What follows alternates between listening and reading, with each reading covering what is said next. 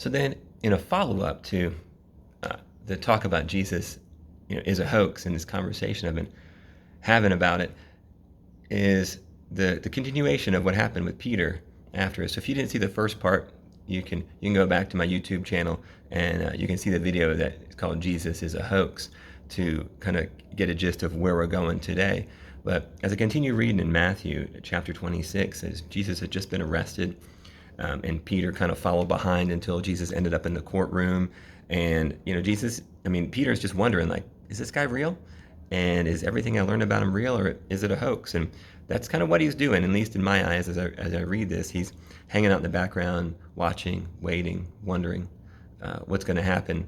And sure enough, I think all of his hopes and dreams for a little bit were crushed, and he was really not sure what to do with himself, because witnesses came up and said lies about Jesus, and then they condemned him, and they said he was guilty, and they spit on him, and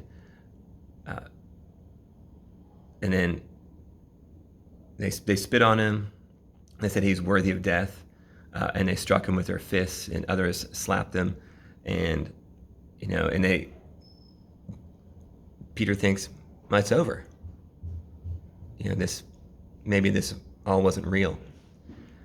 And then as Peter is continuing to follow Jesus, as Jesus is getting transported, basically, people keep coming up to him and saying, "Hey, weren't you that guy?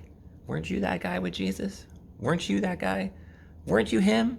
And after the third time, this is where the Bible is so amazing, because other people wrote this book. God ordained them to write it.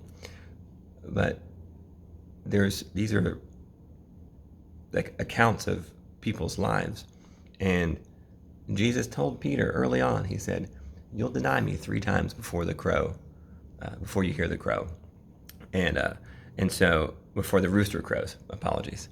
And so after that third time, Peter's had all this doubt. He thinks the dream has ended, that Jesus is a hoax.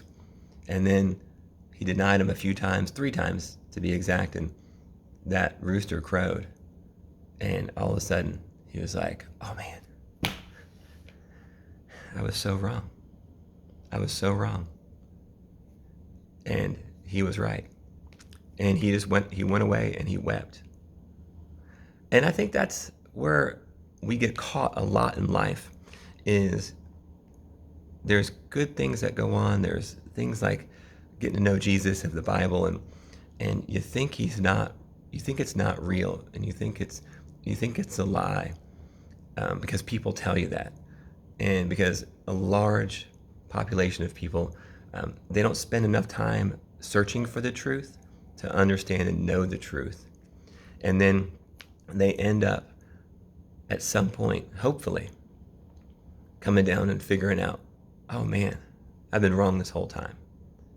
And I hope maybe that's for you. I hope that's maybe what you're thinking about Jesus, is maybe I've been wrong about him this whole time, and maybe I should just kind of get to know him. I encourage you to just get to know him and realize that maybe you're wrong, and it's okay to be wrong. I was wrong before too, and I'll be wrong again, I'm sure, about something. But about knowing Jesus, I was wrong till my mid-20s, and once I came to know him, I realized, wow, all this is true. All this that's in here is true. And he's right for my life. He's right for your life. So dive in. Maybe take a read and see what happens in your life.